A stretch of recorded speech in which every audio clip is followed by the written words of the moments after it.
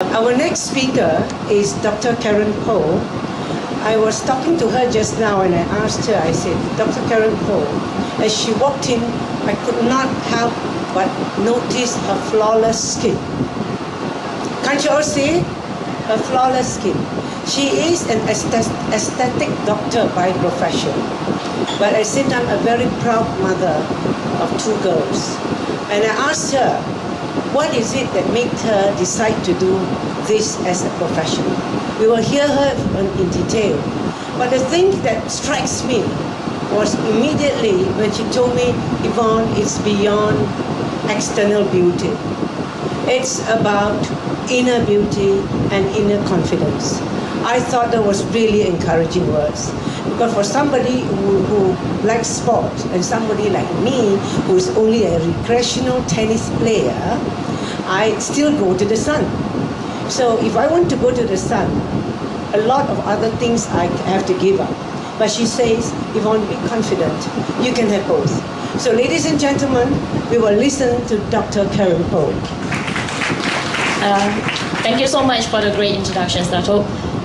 Good afternoon, ladies and gentlemen. It's my great honor here to be part of these great events. Beautiful, beautiful day, beautiful place, and beautiful people. And it's very, like I said, very happy to be here, to be able to be sharing at the same time also to hear some great inspirational stories behind what we do today. And of course, like what Yvonne has mentioned, it's her era and my era at the moment. It's easier, you know, at this time. We're a little bit blessed. And I've also been thinking about empowering women, and looking back, actually Malaysia, we're also giving in quite good opportunities to women after all. So to begin with, well, I am nearly 40. And life hasn't been a bed of roses for me. I grew up in just a moderate family with a very traditional father, meaning in the sense that for Chinese men, they always, you know, how they put all their attention and affection for son. You know, son means the most, you know, they're able to carry the family name, the family business and all.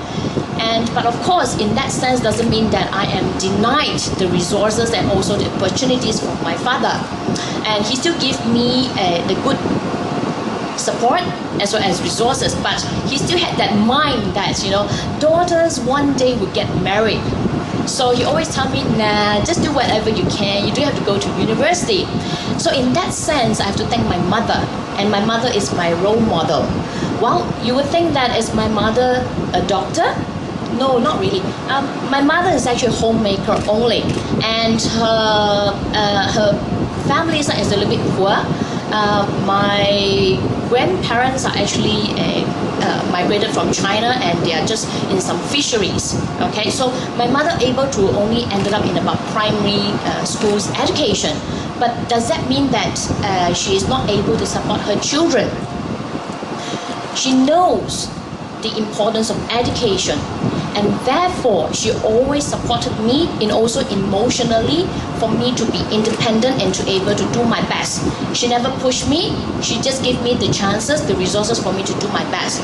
So as from a very young age, I know that I have to do my best, because I want to show to my father that daughter can also achieve, if not more, than your son. So it's partly also my propelling factor, you know. So I able to also in my secondary schools, I also become one of a high scholar, and I even though I started in a primary Chinese school, but my language of commandment is still good.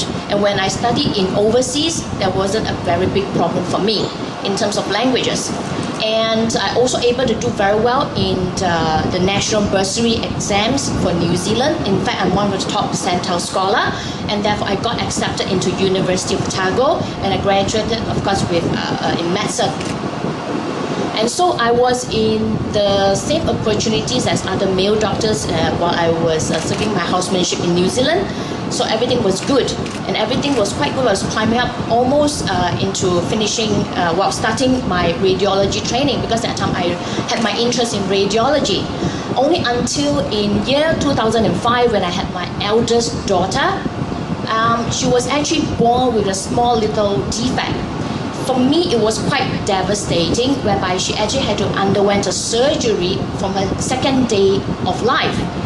And being a medical person, we always think that our gene must be good, our DNA, everything must be good, we are free of medical diseases and all that. So when it comes to me like that, it was actually quite a big blow. And so she had the surgery, everything corrected, but still it was very difficult for me because the wound that she had, I had to do manual dilatation and all that. So it was, and she had to have a very bad constipation, for which I even sometimes, despite her having laxatives adding to her meals every day, I still had to give her enema. Enema meaning that you have to actually put it down to the passage to actually stimulate a passage of motion.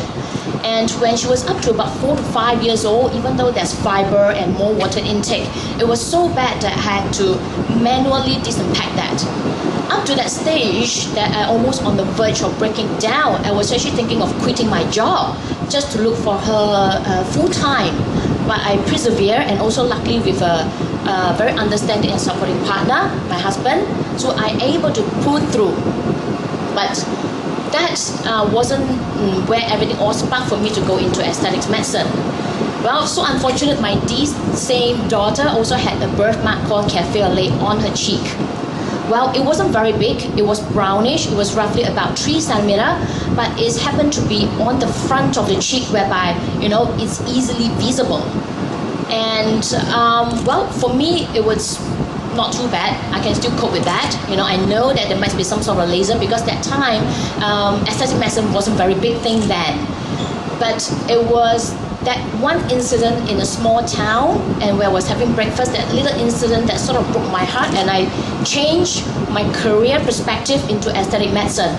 And that was when the mother commented something very badly about my daughter's appearance. Coming from a mother, I don't think it's quite accepted. What's more, coming from some other children who might be a little bit harsh in the words. So I was so worried about my daughter's self-esteem and self-confidence being affected, even though I know that I'll be there to support her emotionally. And so therefore, while searching for the best treatment for her, I also immersed myself, and I found passion and my interest in aesthetic medicine. And so there I am. Today I'm practicing with full my heart and also my passion into this, because I can see that for an aesthetic makeover or for any other procedures, it's actually beyond vanity, it's actually beyond that. And you can actually increase your self-confidence, and one of the most important factors for empowering women is actually for self-love and self-respect. And so in that sense, even for one of my most inspiring cases, actually my patient who actually suffered the problem of excessive hair growth for women. Well, you may think it's just hair, you shave it off or you wax and whatnot, it's just hair. But for her, even though she's a profession, like myself, a doctor, but she would socially withdrawn herself, because she feels that it's such a big shame for her to expose herself. And with just a few couple sessions of laser hair removal, her hair is actually much reduced. And she, coming from another doctor to thank another doctor, is very, very inspiring and very motivating, because she told me in an exact word that actually I changed her life, in the sense that she can now be able to be more comfortable in her own skin. Not wear a lot, but at least in a short sleeve blouse, and she is now able to enjoy her time with her friends. So I also believe in by having an external beauty, whereby you will gain self-confidence and self-love, and that will strengthen our power to do everything. Is like, you're boosted in whatever way, and you'll be likely to succeed, be it, with whatever background that we come from, or what career path that we choose from, all walks of life, and we'll be able to achieve whatever that we dream of. So for me, I think being a full-time working mother, and especially to a child that constantly will need my attention for her health and also for her small little birthmark, of course, we don't have to sacrifice our work, but we can still find a balance. Of course, we cannot have it all, but we can almost have it all, like Yvonne has said. And the key is, of course, to find a balance, to do your best in everything. I always tell my patient and also tell my staff, have passion in what you do, and you will do your best, and you will find that you have the success in your hands. Whatever that we choose, be it what fate and destiny, of course with a bit of luck, it's us, it lies on our hands to do it. And of course, appearance first to begin with. Yeah, I hope my little sharing here will give you some inspiration today, and go do it, you can do it. Thank you.